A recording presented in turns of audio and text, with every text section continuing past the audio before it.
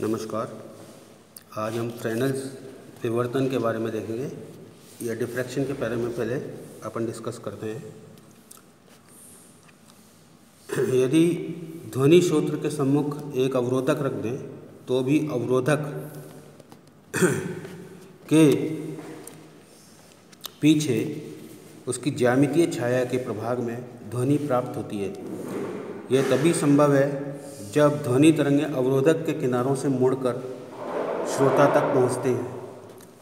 ध्वनि तरंगों का किसी अवरोधक के किनारों से मुड़ने की इस घटना को ध्वनि का विवर्तन कहते हैं।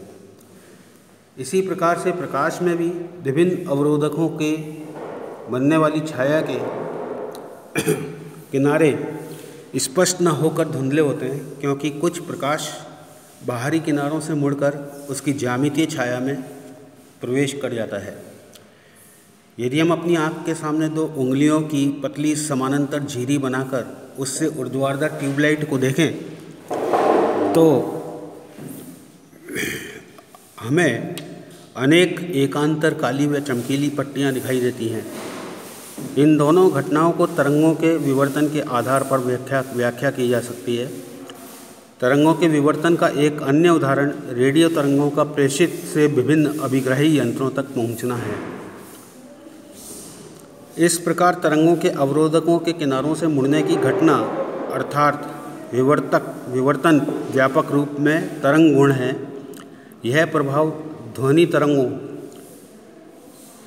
तथा रेडियो तरंगों में बहुत स्पष्ट रूप से देखा जा सकता है, जबकि प्रकाश तरंगों में प्रभाव सामान्यतः देखने को नहीं मिलता। केवल विशेष परिस्थितियों में जब अवरोधक बहुत छोटा होता है तो प्रकाश का विवर्तन प्रेक्षित होता है। जब प्रकाश तरंगें किसी संकीर्ण रेखा छिद्र अथवा किसी अपारदर्शी अवरोधक के तेज किनारों को स्पर्श करती हुई जाती हैं तो प्रकाश तरंगों का अवरोधक के किनारों से मुड़ने और उसकी ज्यामितीय छाया क्षेत्र में प्रसार कर जाने को ही प्रकाश तरंगों का विवर्तन कहते हैं। प्रकाश तरंगों का विवर्तन केवल ज्यामितीय छाया के सीमांत क्षेत्र पर ही दिखाई देता है। संक्षेप में रेक्टिलिनियर प्रोपोगेशन से विचलन की घटना विवर्तन कहलाती है। विवर्तन की घटना की खोज सर्वप्रथम सन 1665 ईस्वी में हुई थी, परंतु उसकी सही व्याख्या 1818 में फ्रेनेल ने हाइगेन के तरंग सिद्धांत के आधार पर की। तरंगों के विवर्तन की अवरोध के आकार तथा तरंगों की तरंग दैर्ध्य पर निर्भरता। तरंगों का विवर्तन निम्नलिखित बातों पर निर्भर करता है। पहला, अवरोध का आकार तथा दूसरा, तरंगों की तरंग दैर्ध्य लैम्डा। तरंगों के विवर्तन को देखने के लिए तथा इस पर अवरोध के आकार की निर्भरता ज्ञात करने के लिए एक रिपल टैंक लेकर उसमें जल भरते हैं। अब इसमें एक सुई को ऊर्ध्वाधर जल में कंपित कराते हैं। इसके आगे एक रेखा छिद्र को रखते हैं जिसकी चौड़ाई को परिवर्तित किया जा सकता है। जब कंपित सुई से उत्पन्न तरंगार्घ रेखा छिद्र पर पहुंचते हैं तो रेखा छिद्र द्वारा विवर्तन प्रभाव दिखाई देता है। जब स्लिट की चौड़ाई a तरंगों की तरंग दैर्ध्य की कोटि की होती है अर्थात लैम्डा = a, तो तरंगों का गोलीय फैलाव सबसे अधिक होता है अर्थात विवर्तन क्रिया सर्वाधिक होती है। किंतु जैसे जैसे स्लिट की चौड़ाई तरंग दैर्ध्य की तुलना में बढ़ती है, तरंगों का फैलाव भी कम होता जाता है अर्थात विवर्तन प्रभाव घटता जाता है। निष्कर्ष रूप में कहा जा सकता है कि तरंगों का विवर्तन प्रतिरूप अवरोध के आकार एवं प्रयुक्त तरंगों की तरंग दैर्ध्य के अनुपात a/λ पर निर्भर करता है। प्रयोगों से ज्ञात हुआ है कि a/λ का मान 50 से अधिक हो जाता है तो विवर्तन की घटना प्रेक्षित नहीं होती है। प्रकाशित ध्वनि तरंगों के विवर्तन की तुलना। किसी तरंग का किसी अवरोधक या द्वारक से विवर्तन होने के लिए यह आवश्यक है कि अवरोधक का आकार तरंग की तरंग दैर्ध्य की कोटि का होना चाहिए। साधारणतया ध्वनि की तरंगों का विवर्तन प्रकाश की अपेक्षा अधिक सरलता से देखा जा सकता है। ध्वनि की तरंगें किसी द्वारक या अवरोधक से आसानी से मुड़ जाती हैं क्योंकि इनकी तरंग दैर्ध्य मीटर की कोटि की होती हैं तथा साधारण जीवन में अवरोधकों का आकार भी इसी कोटि का होता है। इसलिए ध्वनि तरंगों का विवर्तन आसानी से देखने को मिलता है। प्रकाश तरंगों की तरंगदैर्ध्य लगभग 10⁻⁻7 मीटर की कोटि की होती हैं।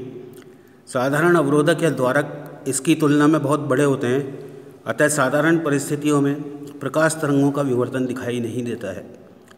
अल्ट्रासोनिक वेव्स का भी विवर्तन दिखाई नहीं देता है, क्योंकि इनकी तरंगदैर्ध्य का मान भी 1 सेंटीमीटर से कम होता है, जबकि साधारण अवरोधक का आकार इनकी तुलना में काफ़ी बड़ा होता है।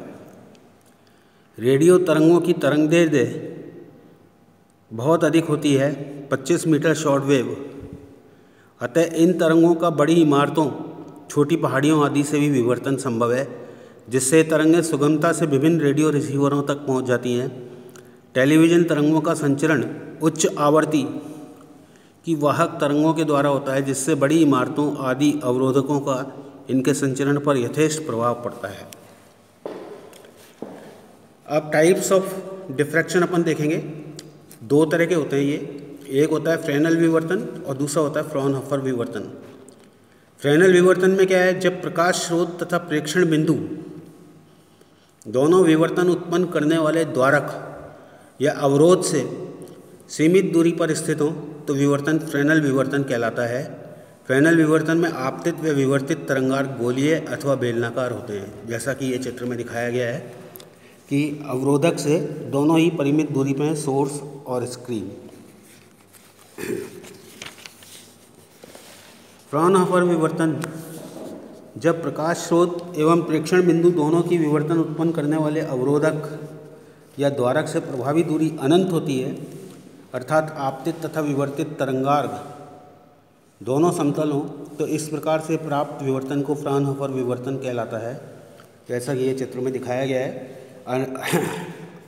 पैरेलल रेज आ रही है अनंत से, और विवर्तन के बाद ये लेंस के द्वारा अपन ने इनको किसी बिंदु पर केंद्रित किया, नहीं तो ये अनंत तक जाती। फ्रेनेल तथा फ्रॉनहोफर विवर्तनों की तुलना। फ्रेनेल विवर्तन प्रकाश स्रोत एवं पर्दा दोनों विवर्तक से सीमित दूरी पर होते हैं। इसमें आपतित व विवर्तित तरंगार्घ गोलीय या बेलनाकार होते हैं। इस विवर्तन में स्रोत एवं पर्दे की विवर्तक से दूरियां महत्वपूर्ण होती हैं। इसमें प्रेक्षण लेंस या दर्पण की सहायता के बिना लिए जाते हैं। इसमें केवल एक विवर्तक का विवर्तन प्रभाव होता है। इसके विवर्तन प्रतिरूप का केंद्र विवर्तक के आकार के अनुसार अदीप्त या प्रदीप्त होता है। फ्रॉनहोफर विवर्तन में क्या होता है कि प्रकाश स्रोत एवं पर्दा दोनों प्रभावी रूप से विवर्तक से अनंत दूरी पर होते हैं। इसमें आपतित व विवर्तित तरंगार्घ समतल होते हैं। इस प्रकार के विवर्तन में तरंगार्घों का विवर्तक पर झुकाव महत्वपूर्ण होता है, एंगुलर इंक्लिनेशन।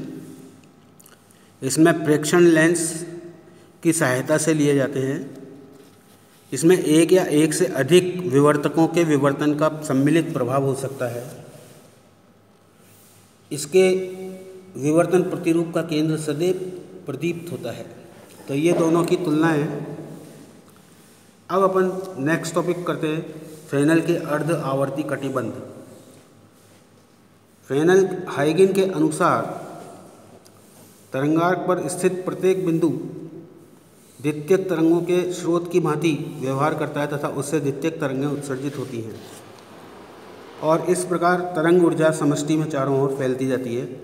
द्वितीयक तरंगों के अध्यारोपण और व्यतिकरण से व्यतिकरण की घटना परिलक्षित होती है। फ्रेनेल ने किसी तरंगार्घ के कारण उसके सम्मुख स्थित किसी बिंदु पर प्रकाश की परिणामी तीव्रता ज्ञात करने के लिए कल्पना की कि तरंगार्घ को अनेक ऐसे कटिबंधों में विभाजित किया जा सकता है कि क्रमागत कटिबंधों में प्रेक्षण बिंदु पर तरंगों में कलांतर पाई हो या पथांतर λ/2 हो। इन्हें फ्रेनेल के अर्ध आवर्ती कटिबंध कहते हैं। फ्रेनेल के अर्ध आवर्ती कटिबंधों की संरचना इस चित्र में दिखाई गई है कि किस तरह से अर्ध आवर्ती, ये सब अर्ध आवर्ती कटिबंध है। कल अपन आप इससे आगे देखेंगे कि किस